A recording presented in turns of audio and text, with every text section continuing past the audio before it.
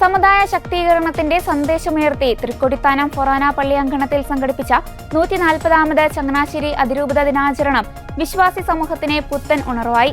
അതിരൂപതയുടെ കഴിഞ്ഞകാല ത്യാഗപൂർണമായ ചരിത്രത്തിന്റെ സ്മരണ പുതുക്കുന്നതിനൊപ്പം ആധുനിക കാലഘട്ടത്തിലെ വെല്ലുവിളികളെ സധൈര്യം നേരിടാനുള്ള കാൽവെപ്പ് കൂടിയായി മാറി ഈ സമ്മേളനം.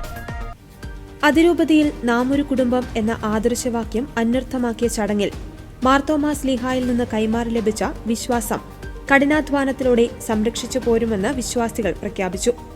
കോട്ടയം മുതൽ അമ്പൂരി വരെയുള്ള 5 ജില്ലകളിലായി വ്യാപിച്ചു കിടക്കുന്ന 250ഓളം ഇടവകകളിലെ 4 ലക്ഷത്തോളം വരുന്ന വിശ്വാസികളെ പ്രതിനിധീകരിച്ച് 2000-ലധികം പേർ സമ്മേളനത്തിന് സാക്ഷ്യം വഹിച്ചു. അതിരൂപതയിൽ സേവനം ചെയ്യുന്ന മുഴുവൻ വൈദികരും സന്യസ്ത പ്രതിനിധികളും അൽമായ നേതാക്കളും ചടങ്ങിൽ പങ്കെടുത്തു.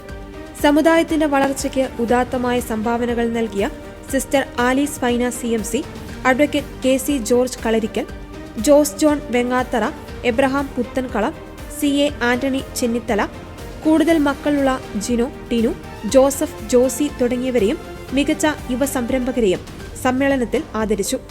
മികച്ച ഇടവക ബുള്ളറ്റിൻ, ഇടവക ഡയറക്ടറി എന്നിവയ്ക്കുള്ള സമ്മാനങ്ങളും നൽകി.